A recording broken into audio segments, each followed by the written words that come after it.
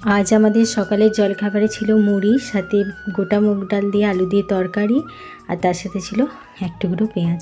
প্রথমে দেখো আলুগুলোকে ডুমো ডুমো করে কেটে নিয়েছিলাম, আর তার সাথে এই যে গোটা মুগ, এগুলো আমাদের জমিতে চাষ করা হয়েছে। তারপরে প্রেশার কুকারে তেল গরম করে ওতে শুকনো লঙ্কা, গোটা জিরে ফোড়নে দিয়ে দিয়েছিলাম। তারপর ফোড়নটা হয়ে যেতে আলুগুলো দিয়ে হালকা ভেজে নিয়ে মুগ ডালটা দিয়ে আরও একটু ভেজে নিয়েছিলাম।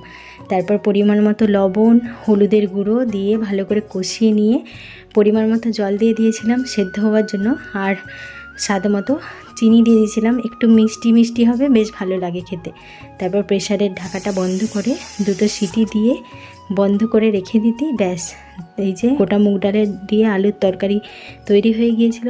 তো ডাল কাটা দিয়ে একটু আলুগুলো ভেঙে নিয়েছিলাম। তারপরে এই যে মুড়িতে গোটা মুগ ডালের এই তরকারিটা মেখে তার সাথে লঙ্কা মেখে কাঁচা পেঁয়াজ দিয়ে খেতে দুর্দান্ত লাগে।